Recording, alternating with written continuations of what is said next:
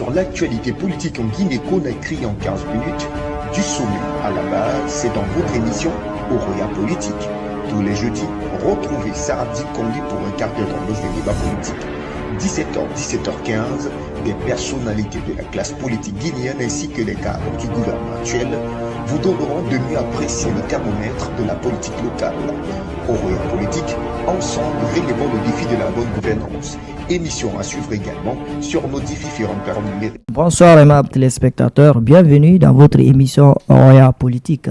Aujourd'hui, comme vous le constatez, nous sommes dans la sous-préfecture de Ouankifong pour rencontrer monsieur le sous-préfet de Ouankifong, lieutenant Lansina Kamara. Il est donc notre invité dans cette émission Oroya Politique. Avec lui, on parlera un peu de sa sous-préfecture, des grandes réformes et les défis à relever au sein de sa sous-préfecture. Et avec lui, vous aurez plus de détails sur la sous-préfecture de Ouankifong. Merci une fois encore de votre fidélité renouvelée au quotidien national Oroya.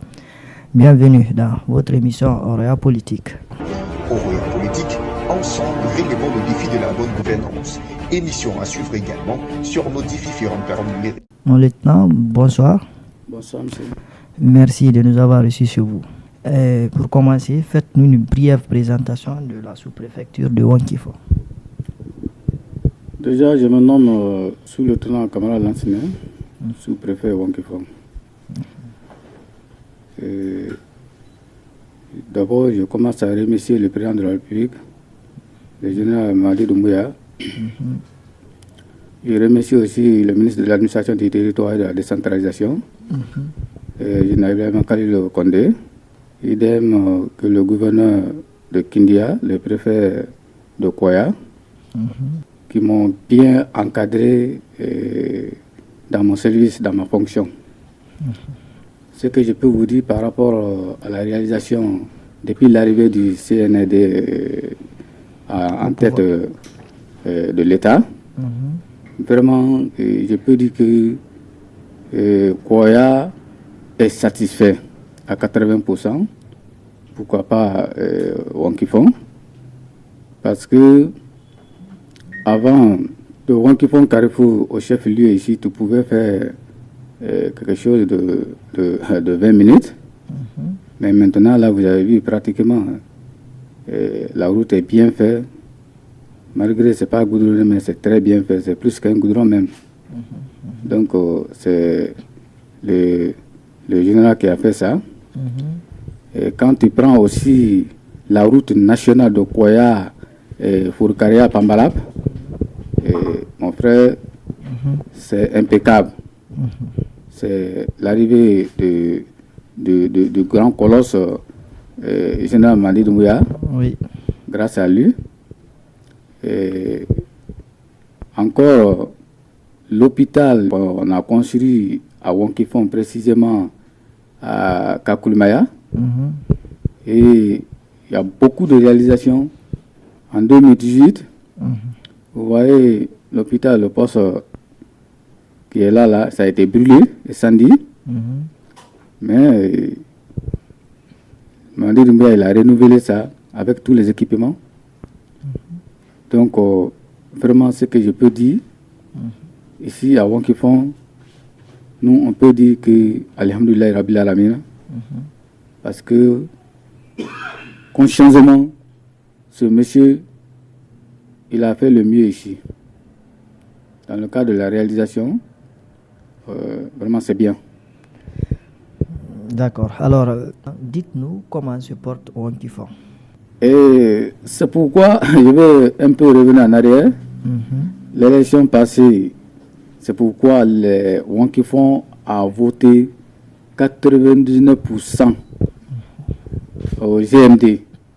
Pourquoi? Parce que on connaît les réalités, les réalisations qu'ils ont fait pour nous ici. C'est ce qui nous a amené à le soutenir, à voter pour lui à 100%. Donc tout va bien ici. Pour le moment, tout va bien. Dites-nous alors, quels sont vos projets futurs pour la sous-préfecture? Nos projets qui sont en cours et qu'on tenu coûte que coûte que ça se réalise. Le mois passé, on a eu une mission ici qui sont venus pour la construction d'un stade de 8000 et quelques places, là où on va jouer Cannes 2030. Et le général a jugé nécessaire, le ministre du Sport, ils ont jugé nécessaire de construire un terrain chez nous ici. Donc la réalisation là est en cours. Ok, alors en termes d'infrastructures, est-ce que les infrastructures de base sont vraiment présentes ici à Wonkifong? Oui. Oui, il y a des infrastructures qui sont encore, qu'on nous a dit, mais qui n'est pas encore commencé à réaliser, telles que la route que je viens de parler là, de Wonkifong Carrefour ici, et ça est dans le contrat de 2026 là, pour le bitumage. Et il y a beaucoup d'autres projets aussi en cours, que je ne peux pas les citer tous.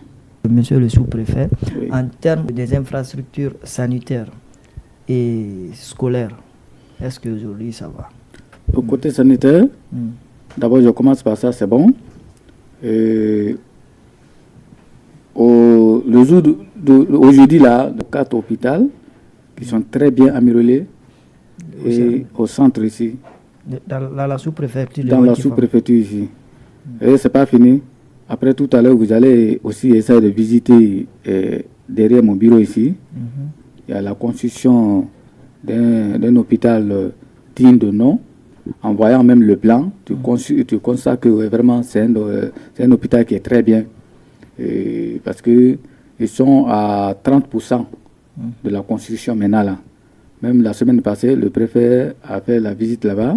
Il a demandé comment ça se passe. Ils ont confirmé que oui, ça se passe très bien. Nous avons combien d'écoles dans la sous-préfecture de Wonkifong? Bon, pratiquement, je ne connais pas le nombre réel, mais ça va jusqu'à quelque chose de 50 et quelques. Non, public et privé, mélangé. Ces écoles, est-ce qu'il n'y a pas un problème de personnel? Oui, ça se pose un peu partout. Le problème d'enseignants, ça c'est pas tellement. Chaque fois, on reçoit des appels. Vraiment que certaines écoles, surtout les écoles qui sont un peu éloignées, quand on arrive à muter certains enseignants, bon, ils ne répondent pas. Ça, là, il y a le problème là. Alors, on a manque d'effectifs au niveau de l'enseignant. D'accord. Alors, comment vous comptez remédier ça les jours à venir ou les années prochaines?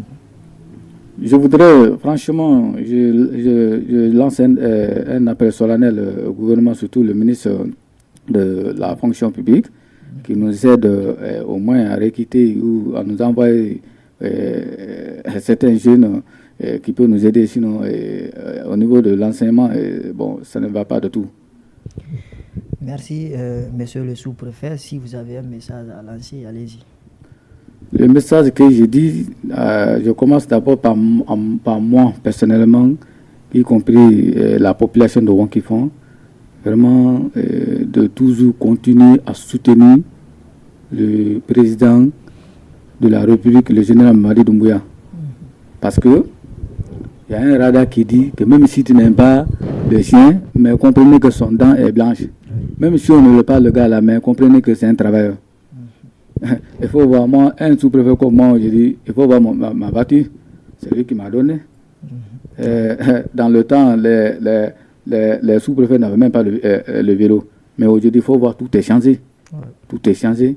Donc, moi, je demande à tout le monde, surtout la population de Wonkifong, de rester tranquille, de rester dans l'esprit de ce gouvernement. Merci beaucoup, monsieur le sous-préfet. Merci beaucoup. Voilà, aimables téléspectateurs, ainsi prend fin cette émission Oroya Politique. Il y avait derrière les caméras Bouakar Bangoura, Suleiman Nef Kamara, Abdoulaye Souma et Lamine Silla. Tous, ils étaient là pour la réalisation de cette émission. Merci à vous et à la prochaine pour un autre numéro. Bonsoir chez vous.